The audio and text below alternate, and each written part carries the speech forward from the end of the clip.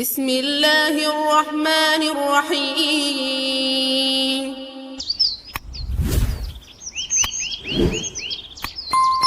இரண்டாவது விளக்கம் காசிக் என்று சொன்னால் இரவு. இதுதான் அதிகமான முஃபஸ்ஸிரின்களுடைய கருத்து. அப்ப எப்படி வரும் கருத்து? இதா வகப் வ மின் ஷர்ரி காசிகின் இதா வகப். வகப் என்று சொன்னா மூடிக்கொள்ளக்கூடிய இரவின் தீங்கை விட்டும் நான் அல்லாஹ்விடம் பாதுகாப்பு தேடுகிறேன். சரி, இரவுல என்ன பிரச்சனை? இரவு விட்டு ஏன் பாதுகாப்பு தேடணும்? இரவுதான் ரொம்ப பயங்கரமான ஒரு விஷயம். பகல்ல நடக்காத பாவங்கள் இரவுல தான் நடக்கும். பகல்ல நடக்காத அநியாயங்கள் இரவுல தான் நடக்கும். பகல்ல நடக்காத கொள்ளைகள் கொலைகள் எல்லாம் இரவுல தான் நடக்கும். பகல்ல வெளியே வராத பாம்புகள், விஷஜந்துக்கள், காட்டு விலங்குகள் எல்லாம் எங்க வரும்? இரவு நேரத்துல தான் வெளியாகும். அதே போல பகல்ல வெளியே வராத கள்ளன், பகல்ல வெளியே வராத கொள்ளக்காரன், பகல்ல வெளியே வராத அபகரிக்க கூடியவன் எல்லாரும் எப்ப வெளியில வாரது? இரவுல தான் வெளியே வாரது. இதனாலதான் அல்லாஹ் சுப்ஹானஹு தஆலா முதலாவது இரவுடைய தீங்கை விட்டும் பாதுகாப்பு தேட சொல்லி இருக்கிறார். அதான் என்ன செஞ்சிடணும்? மாலை நேரமானா பாதுகாப்பு துவாக்கள் இருக்குது, அதை ஓதிக்கொள்ளும். லேசானதல்ல இரவுங்கிறது. புகாரியில வருது, ஸல்லல்லாஹு அலைஹி வஸல்லம் சொன்னாங்க, இதா கான ஜுன்ஹுல் லைல், இரவு ஆரம்பமாகிவிட்டால் நீங்க செய்ய வேண்டிய 6 ஒழுக்கங்களை ஸல்லல்லாஹு அலைஹி வஸல்லம் சொல்லி தந்தாங்க. புகாரியில வருது. செய்வோமா இன்ஷா அல்லாஹ்? இரவு ஆரம்பமான நாங்க என்ன செய்யணுமா? சூரியன் மறைஞ்சத்தோட எங்கட வாழ்க்கையில இல்ல இந்த விஷயம். 100% ஆக்கள்ற வாழ்க்கையில இல்லை. ஆனா கட்டாயம் செய்யணும். முதலாவது ஒழுக்கம், மகரிபுடைய நேரம் ஆரம்பமாயினா உங்களோட சின்ன பிள்ளைகளை நீங்க வீட்டுக்குள்ள அடைச்சி வைங்க. இது மகரிபுடைய நேரமான நம்மட பிள்ளைகள்லாம் ரோட்ல. ஏன் தெரியுமா? இது சாத்திரம், கிளவி சாத்திரம் எல்லாம் இல்ல. இது ஸல்லல்லாஹு அலைஹி வஸல்லம் சொன்ன வார்த்தை. فَإِنَّ الشَّيَاطِينَ تَنْتَشِرُ حِينَئِذٍ. மகரிபுடைய நேரம், இரவு ஆரம்பமாக கூடிய நேரத்துல தான் ஷைத்தான்கள் வெளியில வாரையாம். ஷைத்தான் வெளியில வருமாம். சின்ன பிள்ளைகளை லேசா பிடிச்சிரும். இவர் மருந்தெடுக்கிறதான் புள்ள கத்துற, மருந்தெடுக்கிற புள்ள கத்துற. ஏன்? சுன்னத் என்ன? ஸல்லல்லாஹு அலைஹி வஸல்லம் சொன்னாங்க, இரவுடைய நேரம் ஆரம்பமாகும் போது உங்களோட சின்ன குழந்தைகள், பருவ வயது அடையாத, தமீஸ் அடையாத சின்ன பிள்ளைகளை நீங்க வீட்டுக்குள்ள எடுத்து கதவை பூட்டிடும். பிள்ளைகளை கூட்டிட்டு பீச்சில, எங்கட பக்கங்கள் இருக்கு, பீச்சுக்கு போவாங்க. குளத்து வழியில, பாலங்கள் இருக்கிற இடங்கள்ல, காட்டு பகுதிகள்ல, இங்கெல்லாம் மகரிபுடைய நேரத்துல எந்த காரணம் ஒண்ணும் பிள்ளைகளை கூட்டிட்டு போகக்கூடாது. ஏன்? ஷைத்தான்கள் பறந்து திரியிற நேரம், அது கெட்ட ஜின்கள் பறந்து திரியிற நேரம். டக்குன சின்ன பிள்ளைக்கு பிடிச்சிருமா. ஆகையால் என்ன செய்யணும்? முதலாவது ஒழுக்கம், மகரிபுடைய நேரம் வந்தால் ஃபகுஃபு சிபியானக்கும், குழந்தைகளை தடுத்து வையுங்கள். இரண்டாவது ஒழுக்கம் சொன்னாங்க ஸல்லல்லாஹு அலைஹி வஸல்லம், ஃபஅக்லிகுல் அப்வாப் வஸ்குர் இஸ்மல்லாஹ், பிஸ்மில்லாஹ் சொல்லி ஊட்டு கதவை பூட்டி விட்டுருங்க. வீட்டு கதவை பூட்டிடணும். மகரிபுடைய நேரம் வந்தா கதவை பூட்டிடும். ஃபுல்லா பூட்டி வைக்க தேவையில்ல. இஷாவுடைய நேரம் வரப்போக்குள்ள திறக்கலாம். ஆனா மகரிப் சூரியன் மறையும் போது என்ன செய்யணும்? முதலாவது ஒழுக்கம், பிள்ளைகளை வீட்டுக்குள்ள தடுத்து வைக்கணும், வெளியில திரிய விடப்படாது. இரண்டாவது ஒழுக்கம், பிஸ்மில்லா சொல்லி கதவை பூட்டிடும் சொன்னாங்க.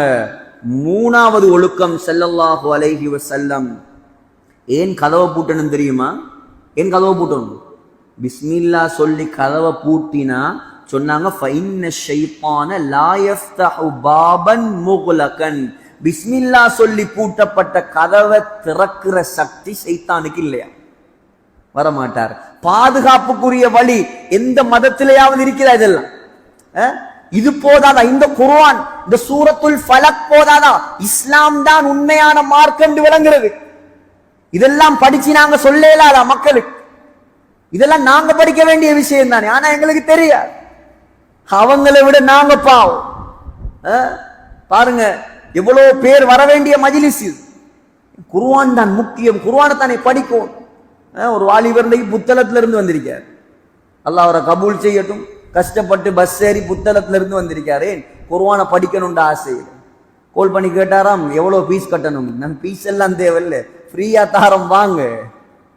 இன்றைக்கு மார்க்கம் காலடியில. ஆனா முஸ்லிம்களுக்கு இது பெருமதி விளங்குது இல்லை. இது தேவை. வாலிபர்கள் முக்கியமா வரும். ஏன் குர்ஆன் தெரியாது வாலிபர்களுக்கு, படிக்கணும். இந்த மார்க்கத்தில் சொல்லித்தரப்படாத விஷயமே இல்லை. எச்சி துப்புரத்திலிருந்து ஆட்சி செய்வது வரைக்கும் ஸல்லல்லாஹு அலைஹி வஸல்லம் காட்டி தந்திருக்கிறான். ஆனா நமக்கு தெரியாது. படிச்சா நம்முடைய தரமே வேறு. அதான் உலமாக்கள் ஏன் சொல்ற, குல் ஹல் யஸ்தவில் லதீன யஅலமூன வல்லதீன லா யஅலமூன். அல்லாஹ் கேட்கிறான், உலமாக்களும் மற்றவங்களும் சமனாக இயலுமா? அல்லாஹ் கேட்கிறான். மார்க்கத்தை படிச்சவங்களும் படிக்காதவங்களும் சமனாக இயலுமா? ஏன்? அல்லாஹ்ட வஹிய சுமந்தவங்க. அதான் ஆகப்பெரிய சொத்து. இன்னைக்கு எங்கட ஊருக்குரிய சொத்து எல்லாமே அதுதான். இன்னைக்கு என்னத்துக்கு மதரசாக்கள் நடத்துறது? இந்த பிள்ளைகள் தானே எங்கட சொத்து. நாங்க மௌத்தா போனாலும் இன்றைக்கு ஒவ்வொருத்தரும் ஒவ்வொரு சமூகத்துடைய தலைவரா மாறுவார். ஒவ்வொருத்தரும் ஒவ்வொரு ஊர்ல போய் தஃப்சீர் நடத்துவார், ஒவ்வொரு மதரசா நடத்துவார். அது போதும் கபருக்கு. ஒருத்தரை உருவாக்கிட்டோம்டா, குடும்பத்துல ஒத்தர ஹாஃபிஸ் ஆக்கிட்டோம்டா, ஒத்தர ஆலிமாக்கிட்டோம்டா, அது போதும் நீங்க நிம்மதியா கபர்ல தூங்குறதுக்கு. ஏன்? அவர் இருக்கும் வரைக்கும் அவருடைய அமல்களுடைய நன்மை உங்களுக்கு வந்து கொண்டே இருக்கு. சொன்னாங்க மூணாவது ஒழுக்கம்,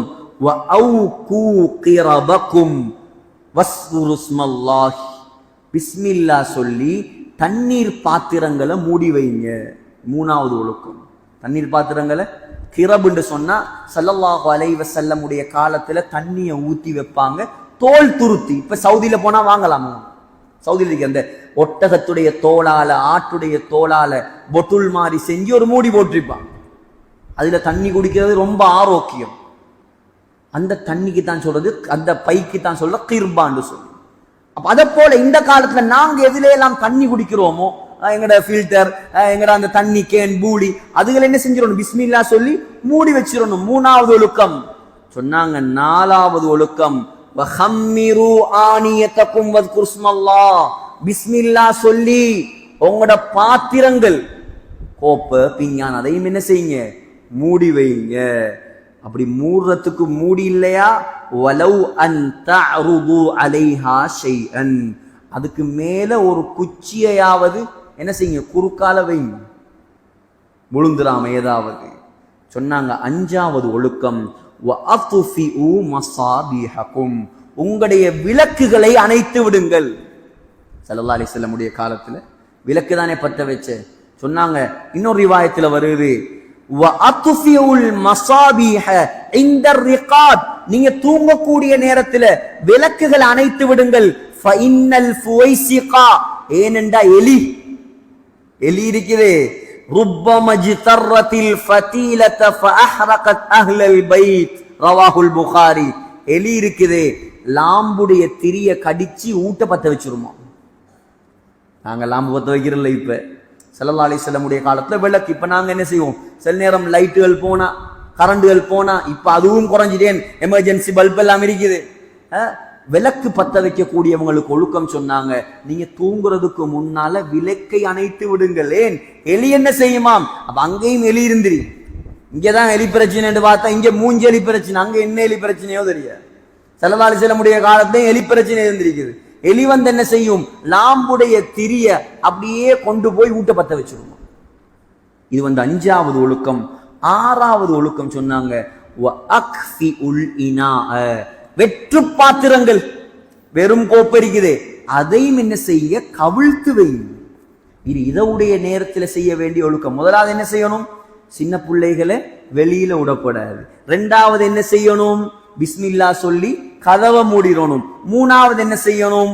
பிஸ்மில்லா சொல்லி தண்ணீர் பாத்திரங்களை மூடணும். நாலாவது என்ன செய்யணும்? பிஸ்மில்லா சொல்லி சாப்பாட்டு பாத்திரங்களை மூடணும். அஞ்சாவது என்ன செய்யணும்? விளக்குகளை அணைக்கணும். ஆறாவது என்ன செய்யணும்? வெற்று பாத்திரங்களை கவிழ்த்து வைக்கணும். இது இரவுல செய்ய வேண்டிய 6 ஒழுக்கங்களை ஒரு ஹதீஸ்ல ஸல்லல்லாஹு அலைஹி வஸல்லம் சொல்லி தந்தாங்க. 4வது வசனம், 4வது ஆயத்துல அல்லாஹ் சொல்றான், وَمِن شَرِّ النَّفَّاثَاتِ فِي الْعُقَدِ, முடிச்சுகளில் ஊதக்கூடிய சூனியக்காரிகளின் தீங்கை விட்டும் நான் அல்லாஹ்விடம் பாதுகாப்பு தேடுகிறேன்.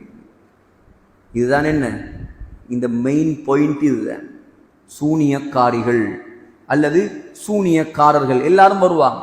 அந்நஃபாசாத் என்று சொன்னா அதுக்கு ரெண்டு அர்த்தம் இருக்குது. ஒன்று அந்நிசாஉ சாஹிராத், சூனியக்கார பெண்கள், அல்லது அந்நுஃபூசுன் நஃபாசாத், முடிச்சுகள்ல ஊதக்கூடிய கெட்ட ஆத்மாக்கள், ஆண் பெண் சூனியக்காரர்கள் எல்லாம் வருவாங்க. ஆக கெட்ட பயங்கரமான ஒரு பாவம் தான் இந்த உலகத்தில சூனியம் என்று சொல்லக்கூடிய பாவம். அதுக்கு தமிழ்ல சூனியம் என்பாங்க, செய்வின என்று சொல்லுவாங்க, பில்லி என்று சொல்லுவாங்க, வசியம் என்று சொல்லுவாங்க. இது எல்லாம் இதுக்குள்ள அடங்கும்.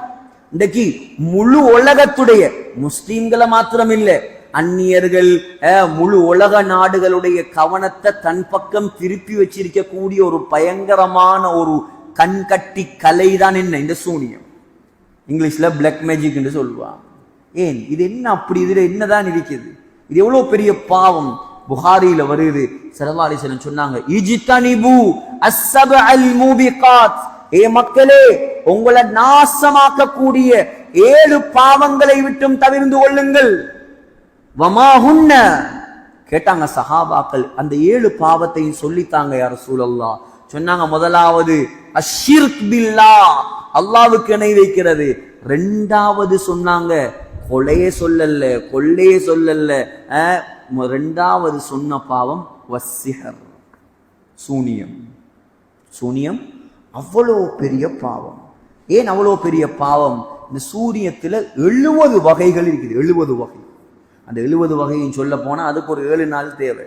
ஆகையால முக்கியமான ஒரு சில விஷயங்களை மட்டும் நான் சொல்றேன். அதுல முதலாவது வகை தான் என்ன, சிஹ்ரு தஃப்ரீக், அதாவது கணவனையும் மனைவியையும் பிரிக்கிறது.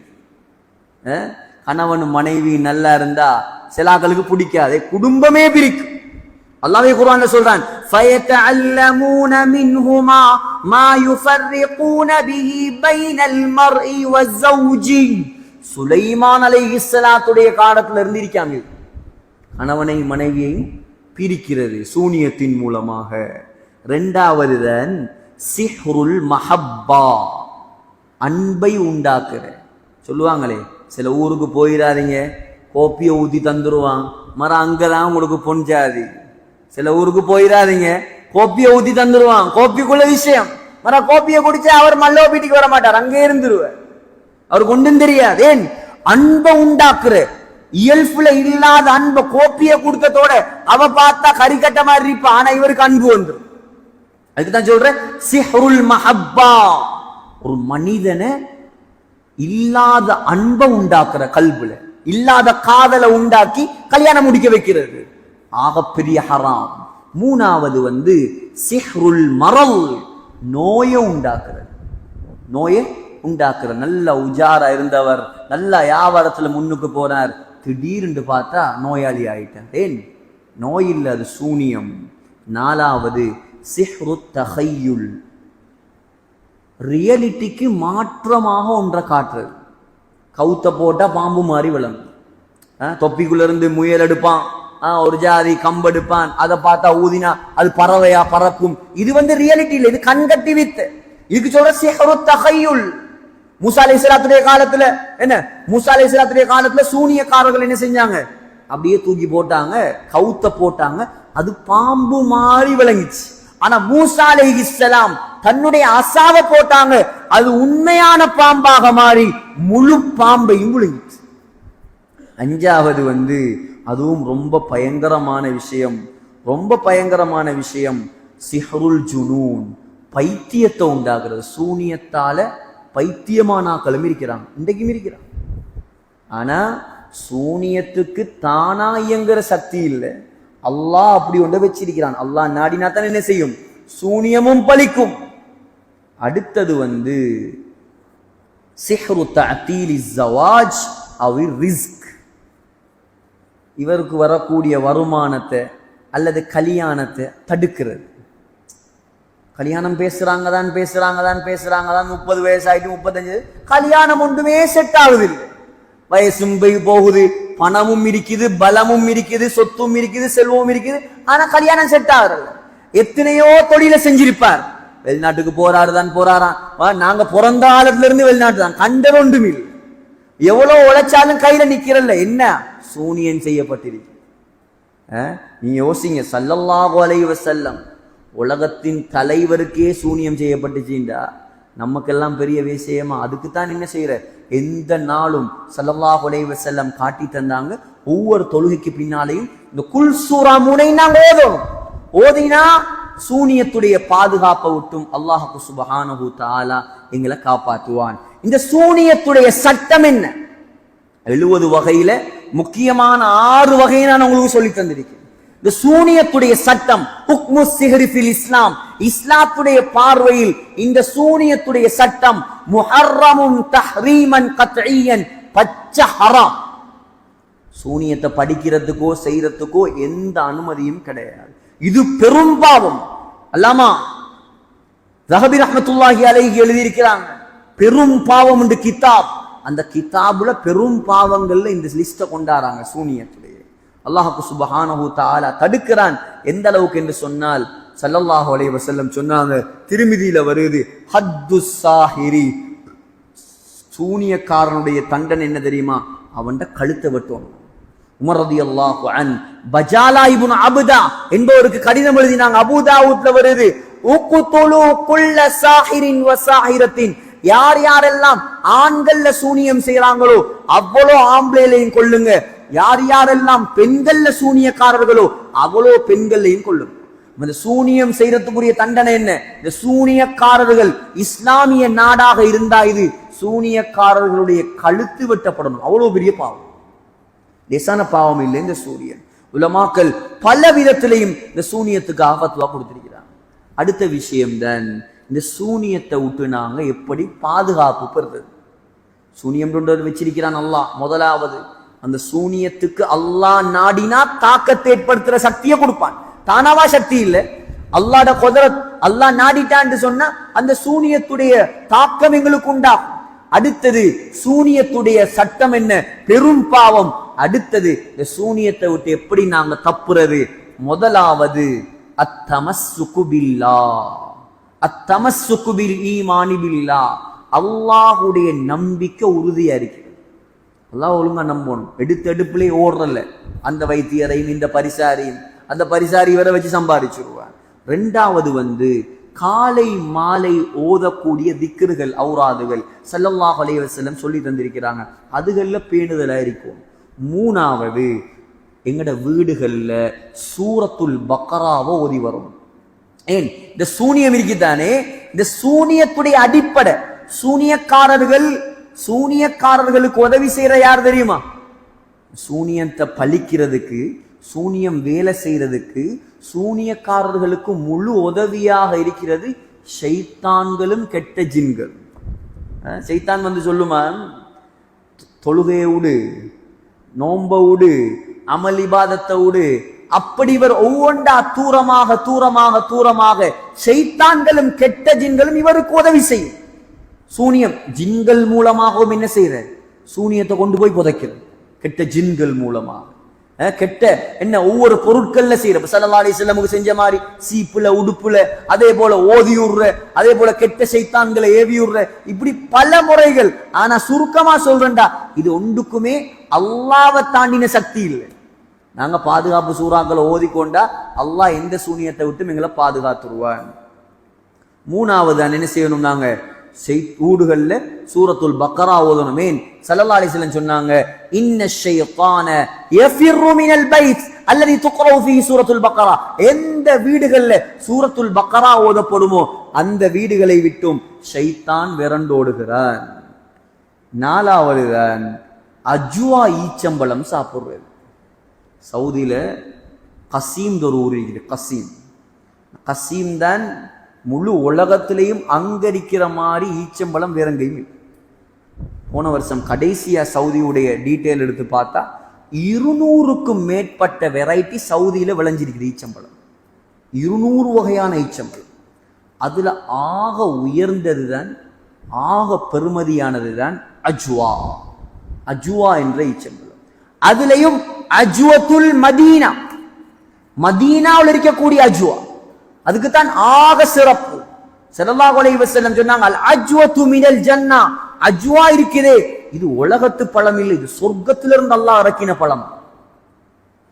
சொன்னாங்க, மன் தஸப்பஹ குல்ல யௌமின் சபஅ தமராத்தின், சொன்னாங்க அஜ்வத்தன், யார் ஒவ்வொரு நாள் காலையில அஜ்வா ஈச்சம்பழம் 7 சாப்பிடுவாரோ, லம் யதுர்ரஹு ஃபீ தாலிகல் யௌம் சும்முன் வலா சிஹ்ருன், அவருக்கு எந்த விஷமும் தீண்டாது, எந்த சூனியமும் ஒன்றும் செய்யாது. ஒவ்வொரு நாளும் ஒரு 7 அஜ்வா சாப்பிட்டு வந்தா யார் எந்த பெரிய சூனியக்காரன் வந்தாலும் எங்களுக்கு என்ன செய்யறாது, எங்களை ஒன்றும் செய்யறாது. நாகப்பாம்பு கொத்தினாலும் எங்கள் உடம்புல என்ன செய்யாது, விஷம் ஏறாது. புகாரியுடைய ஹதீஸ். நம்பிக்கையோட சாப்பிடுவோம், நம்பிக்கையோட சாப்பிடணும். எல்லாத்துக்கும் மருந்து இருக்குது இஸ்லாத்துல, யாரையும் தேடி போக தேவையில்லை. அல்லாஹ் வச்சிருக்கிறான் மருந்து, முறையா செய்யறவங்க இருக்கிறாங்க.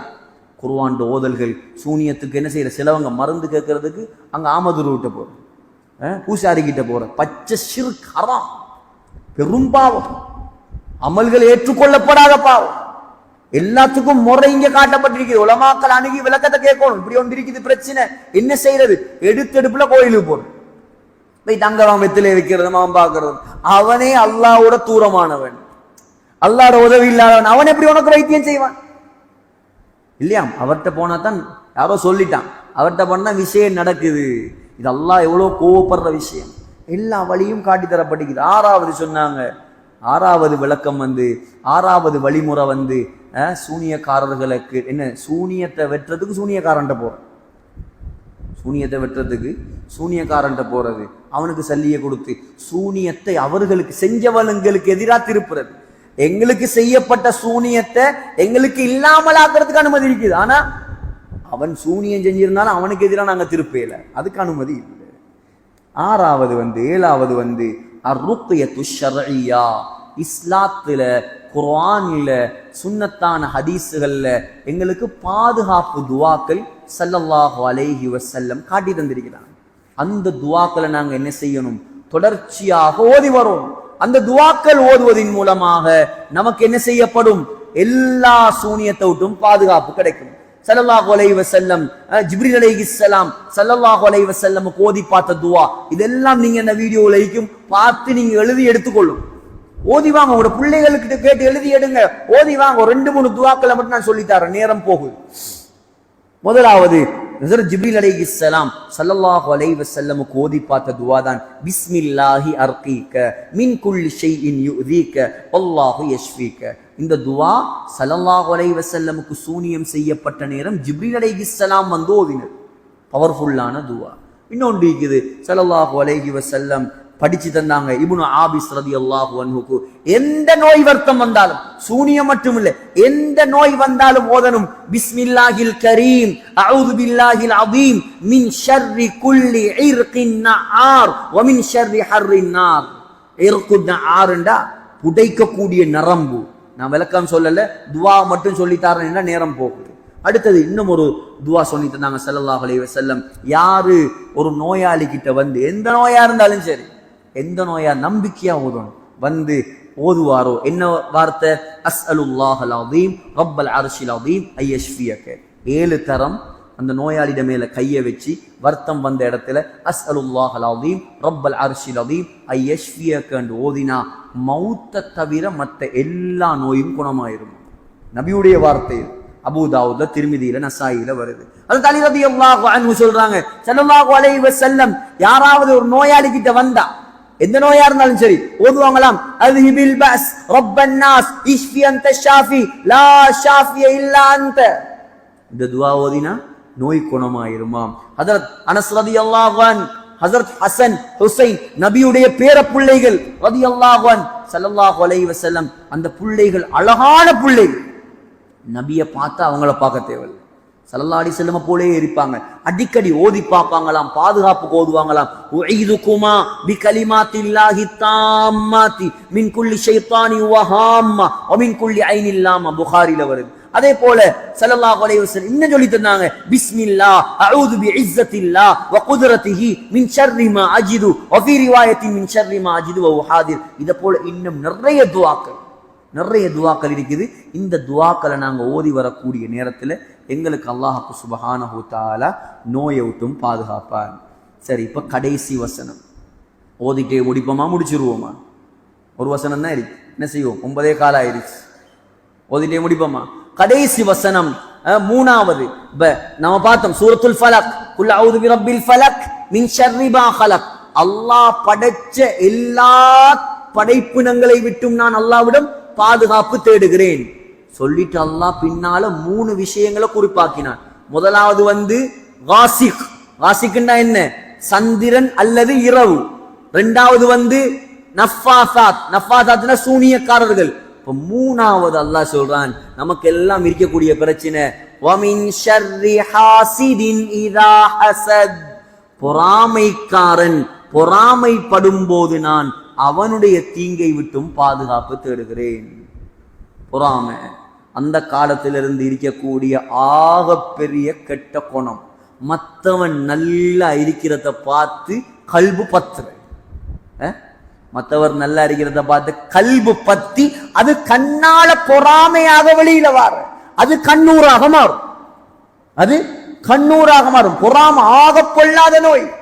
உலகத்துல நடந்த முதலாவது கொலை, உலகத்துல நடந்த முதலாவது கொலை எப்படி தெரியுமா நடந்துச்சு? பொறாமையால தான் நடந்துச்சு. அல்லாமா இப்னு கஸீர் ரஹ்மத்துல்லாஹி அலைஹி அல் பிதாயா வன் நிஹாயால முதலாம் பாகம் 95ஆம் பக்கம், அல்லாமா இப்னு ஜரீர் அத்-தபரி தாரீஹு தபரியில முதலாம் பாகத்துல பதிவு செய்றாங்க, காபீல் ஹாபீலுடைய சம்பவம். காபீல் ஹாபீல் யார்? இவங்க 2 பேரும் ஆதம் அலைஹிஸ்ஸலாத்துடைய பிள்ளைகள். அந்த காலத்துல அல்லாஹ்வுடைய சட்டம் என்ன தெரியுமா?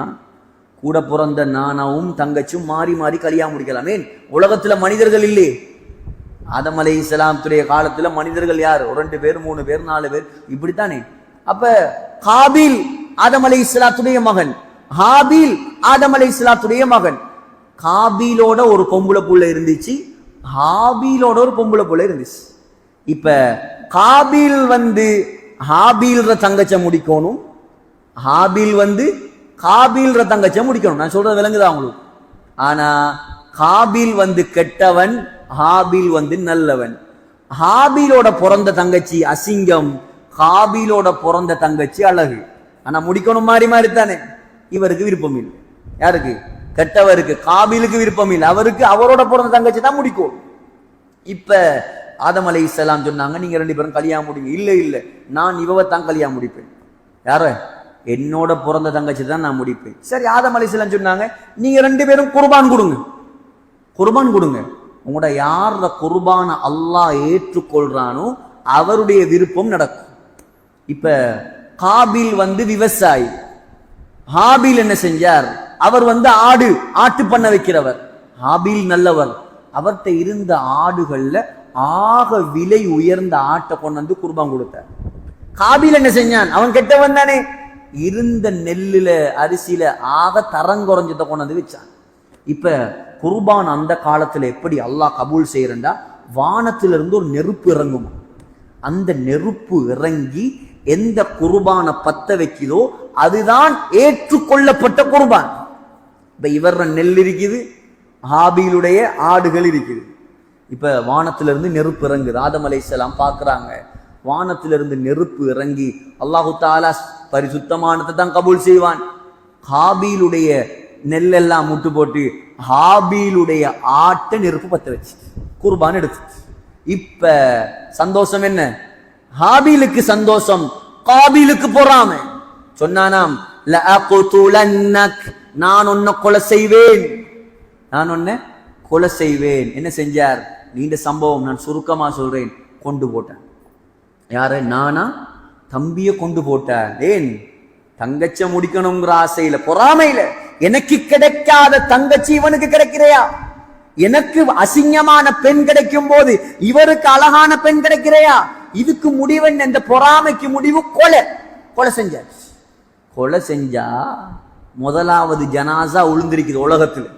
உலகத்துல முதலாவது ஜனாசா என்ன செய்யற? முதலாவது கொலைய மையத்தை அடக்க தெரியா, மையத்தை தோண்டி அடக்க தெரியா. இவன் என்ன செய்யறான்? மையத்தை தூக்கிட்டு ஊரெல்லாம் திரியிறான். ஏன் அடக்கேல? அல்லாஹ் என்ன செஞ்சான்? 2 காகத்தை அனுப்பினான். இது குர்ஆன்ல வருது, குர்ஆன்ல சூரத்துல் மாயிதால வருது. 2 காகத்தை அனுப்பி 2 காகமும் சண்டை பிடிச்சி ஒரு காகம் அடுத்த காகத்தை கொத்தி கொலை செஞ்சிட்டு காகம் என்ன செஞ்சிச்சு? அப்படியே மண்ணை தோண்டி அடுத்த காகத்தை புதைச்சி காட்டுச்சு. இப்பதான் இவருக்கு மூளை வேலை செஞ்சிச்சு. ஹாபீலுடைய ஜனாசாவை கபரை தோண்டி கொலை செஞ்சு அப்படியே புதைச்சிட்டார். இப்ப உலகத்துல நடந்த முதலாவது கொலை எதால நடந்தது? பொறாமையால நடந்தது. ஸல்லல்லாஹு அலைஹி வஸல்லம் சொன்னாங்க, பொறாமையுடைய முடிவு என்ன தெரியுமா? இந்த பொறாமையுடைய பாவம் தீமை என்ன தெரியுமா? சொன்னாங்க, லா துக்தலு நஃப்ஸுன் ظுல்மன். இந்த உலகத்துல அதுக்கு பின்னால எந்தெந்த ஆத்மாக்கள் எல்லாம் அநியாயமாக கொலை செய்யப்படுமோ, அந்த கொலைக்கு பின்னால யாரெல்லாம் அநியாயமாக கொல்லப்படுவார்களோ, இல்லா கான அலபினி ஆதமல் அவ்வலி கிஃப்லும் மின் தமிஹா லிஅன்னஹு அவ்வலு மன் சன்னல் கத்ல். உலகத்துல நடக்கக்கூடிய அவ்வளோ கொலைக்கும் பாவம் இவருக்கு கிடைக்கும். யாருக்கு? முதலாவது கொலையை காட்டி கொடுத்தாரே, அதனால இவருக்கு உலகத்துல எத்தனை கொலை நடந்தாலும், ஆதம் அலைஹிஸ்ஸலாம் வாழ்ந்து 6000 வருஷத்துக்கு மேல், 6000 வருஷமாக உலகத்துல நடக்கக்கூடிய அத்துணை கொலைகள் பாவத்தை யாரு சுமப்பான்? காபீல் சுமப்பான். ஏன்? உலகத்துல முதலாவது கொலையை காட்டி கொடுத்தவன் வந்தான். பாத்தீங்களா பொறாமையுடைய விளைவு? அதான் பொறாமப்படப்படாது, பொறாமப்படப்படாது. அல்லாஹ் முடிவு செஞ்சது. அல்லாஹ் கேட்கிறான், நஹ்னு கஸம்னா பைனஹும் மஈஷதஹும் ஃபில் ஹயாத்தித் துன்யா. உலக வாழ்க்கையை பங்கு வச்சது நான். இவர் ஆலிமா இருக்கணும், இவர் ஹாபிஸா இருக்கணும், அவர் முஃப்தியா இருக்கணும், இவர் டாக்டரா இருக்கணும், அவர் எம்ப்ளாயரா இருக்கணும். இது நாம் பங்கு வச்சது. நீ ஏன் பொறாமப்பட்டு சாவுறாய்? பொறாமப்படுறதால ஒன்றுமே நடக்காது. எந்த அளவுக்குண்டா சகோதரர்களே, ஸல்லல்லாஹு அலைஹி வஸல்லம் சொன்னாங்க, இன்னல் ஹஸத், திர்மிதில அபூதாவுத்ல வருது, இன்னல் ஹஸத், பொறாமை இருக்குதே, யக்குலுல் ஹஸனாத் கமா தக்குலுன் நாருல் ஹதப். நெருப்பு எப்படி விறக பத்த வைக்குமோ அத போல பொறாமை ஒரு மனிதனுடைய நன்மைகள் எல்லாம் அப்படியே பத்த வச்சிடும். பயங்கரமான நோய். புகார்ல அவர் சொன்னாங்க, லா தபாகது, ஒருத்தருக்கு கோவப்படாதீங்க, வலா தகாதஉ, ஒருத்தருக்கு துண்டிக்காதீங்க, வலா தஹாசது, ஒருத்தருக்கு பொறாமப்படாதீங்க, வலா ததாபரு, ஒருத்தருக்கு புறமுதுகு காட்டி போகாதீங்க, வகூனு இபாதல்லாஹி இஹ்வானா, எல்லாரும் அல்லாஹ்வுடைய அடியார்களே, சகோதரர்களாக ஒத்துமையாக இருங்க, பொறாமப்படாதீங்க. உலகத்துல உலமாக்களுக்கு கூட வந்த ஒரு நோய் தான் பொறாமை. இமாம் புகாரி ரஹ்மத்துல்லாஹி அலைஹி, இதை மட்டும் கடைசியா சொல்லி முடிக்கிறேன். இமாம் புகாரி எவ்வளோ பெரிய ஆலிம் உங்க எல்லாருக்கும் தெரியும். உலகத்துல இமாம் புகாரிய தெரியாத யாராவது இருப்பாங்களா? அல்லாமா, மிகப்பெரிய அல்லாமா, குர்ஆனுக்கு பின்னால் உலகமே தூக்கி கொண்டாடும் கிதாப் புகாரி. அவருக்கு கூட பொறாமையால தான் சோதனை வந்துச்சு. என்ன பொறாமை? இமாம் புகாரி வந்து புகாராங்கிறது இருக்குது உஸ்பெகிஸ்தான்ல, ரஷ்யால. புகாரால இருந்து நைசாபூருக்கு வராங்க. நைசாபூர் வந்து பழைய ஈரானுடைய பகுதி. இப்போ ஒரு பெரிய ஆலிம் வந்து நம்ம ஊருக்கு வாராருன்னா நம்ம எவ்வளவு கண்ணியப்படுத்துவோம். ஊரெல்லாம் திரண்டு எந்த அளவுக்கு உண்டா, நைசாபூர்ல மக்கள் எல்லாம் 3 மைல் தொலை தூரத்துக்கு மக்கள் வந்துட்டாங்களாம் இமாம் புகாரிய வரவேற்கிறதுக்கு. அதுல குதிரை மட்டும் 4000 குதிரையாம். எத்தனை குதிரை? 4000 குதிரை. 4000 குதிரைக்கு மேல உலமாக்கள். சில மக்கள் புகாரிய கண்ணியப்படுத்துறதுக்காக செருப்பு கூட போடாம வந்தாங்களாம். அல்லாமா ஹத்தீபுல் பக்தாதி தாரிகுல் பக்தாதில இதை பதிவு செய்யறாங்க. சொல்றாங்க, சிவாமன் ரக்கிப ஹிமாரன் அவ் பக்லன் அவ் ரிஜாலன், குதிரையில வந்தாக்கள் மட்டும்தான் 4000. இது இல்லாம ஆயிரக்கணக்கான மக்கள் கழுதையில, கோவேரி கழுதையில நடந்து வந்திருந்தாங்க. இப்ப புகாரி வந்ததோட பெரிய ஆலிம் ஒன்று வந்துட்டார். முழு புகாரியுடைய பக்கம் முழு நைசாபூரும் சாஞ்சிச்சு. முழு மக்களும் என்ன செஞ்சிட்டாங்க? இமாம் புகாரியுடைய பக்கம் சாஞ்சிட்டாங்க. அங்க இருந்த உலமாக்கள் பாடத்துல ஒருத்தரும் இல்லை. புகாரி கிட்ட ஹதீஸ் படிக்கிறதுக்கு இமாம் புகாரி கிட்ட எல்லாரும் வந்துட்டாங்க. அங்க இருந்தவங்கள்ட்ட யாரும் இல்லை. அந்த காலத்துல வாழ்ந்த ஒரு ஆலிம் தான், அவருடைய பேரை நான் குறிப்பிட விரும்பல, அவரு கொஞ்சம் பொறாம வந்துச்சு. அவருக்கு கொஞ்சம் பொறாம வந்துட்டு இப்ப இவர் என்ன செஞ்சார்? என்ன புகாரி, என்ன பெரிய புகாரி, பாப்பமே. இவர் என்ன செஞ்சார்? புகாரிக்கு எதிராக சில மக்களை தூண்டி விட்டார். இமாம் புகாரிக்கு எதிராக ஒரு சிலரை தூண்டி விட்டார். எந்த அளவுக்குண்டா, இமாம் புகாரியுடைய காலத்தில் இருந்த ஒரு பெரிய பிரச்சனை தான் மஸ்அலத்து ஹல்கில் குர்ஆன். குர்ஆன் படைக்கப்பட்டதா அல்லது அருளப்பட்டதா? இது டீப்பா விளங்க வேண்டிய விஷயம். நான் சும்மா சுருக்கமா சொல்லி முடிக்கிறேன். குர்ஆன் அருளப்பட்டதா படைக்கப்பட்டதா? குர்ஆன் என்னது? படைக்கப்பட்டது, அல்லாஹ்வால் அருளப்பட்டது. ஆனா புகாரியுடைய காலத்துல 15 வருஷமா நடந்த பிரச்சனை. இதால பெரும் பெரும் உலமாக்கள் நிறைய கஷ்டப்பட்டான். இமாம் அஹ்மது இப்னு ஹம்பல் ஜெயிலுக்கு போனான். ஏன்? அந்த காலத்துல வாழ்ந்த முஅத்தஸிலா என்ற பிரிவு குர்ஆன் படைக்கப்பட்டது என்ற வாதத்தை முன் வச்சாங்க. ஆனா குர்ஆன் படைக்கப்பட்டதல்ல, அல்லாஹ்வால் அருளப்பட்டது. கலாமுல்லாஹில் அஸலி, அல்லாஹ்வுடைய ஆரம்பம் முடிவில்லாத பேச்சு. இப்ப உலமாக்களுக்கு தானே தெரியும் உலமாக்கள் எப்படி மடக்கேலும். இவர் 2-3 பொதுமக்கள்கிட்ட சொன்னார், இமாம் புகாரி பாடம் நடத்தும் போது நீ ஒரு கேள்வியை கேளு. ஆயிரக்கணக்கான மக்கள் மஜ்லிஸ்ல நீ ஒரு கேள்வியை கேளு. என்ன கேள்வி தெரியுமா? அல்ஃபாதுல் குர்ஆனி மஹ்லூகத்துன் அம்லா.